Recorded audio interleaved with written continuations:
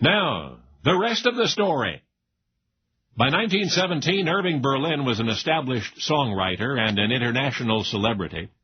That was also the year he was drafted into the United States Army as an infantry private.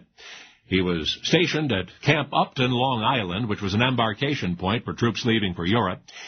But even as Irving reflected on the reality of war, his mind was still preoccupied with music. And after a few months in the service, he was presented with a creative outlet. He was commissioned to write the songs for an all-soldier stage production.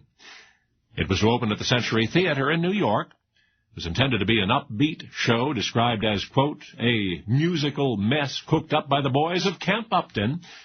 The title, Yip Yip Yapank, referred to Camp Yapank.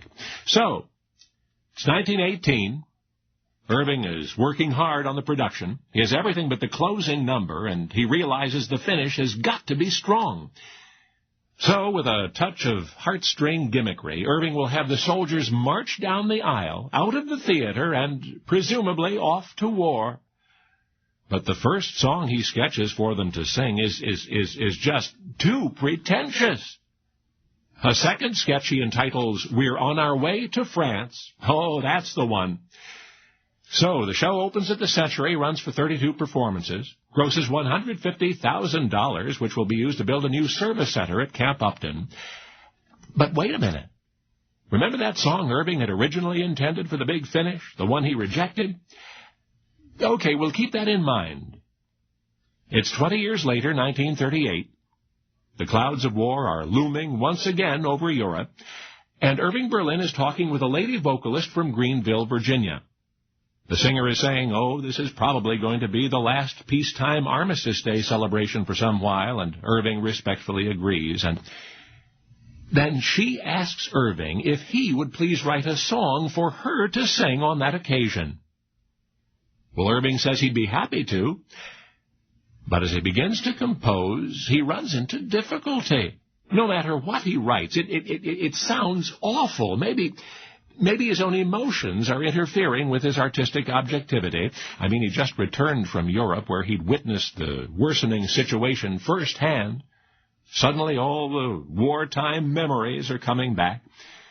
In any case, after several days of wasted labor, Irving gives up. But the November 10 Armistice Day radio broadcast is imminent, so what's he supposed to do now? And it was then that Irving Berlin remembered the song he'd written and rejected 2 decades previous, a prospective closing number for that all-soldier show. And he fumbled through his files, and he found it. Good or not, at least it was finished, so it would have to do. And you know what? The lady singer liked it, and she sang it over the air. And so successful did that long-neglected melody become that eventually it would rival the national anthem itself. The lady vocalist from Greenville, to whom Irving Berlin gave exclusive performing rights without remuneration.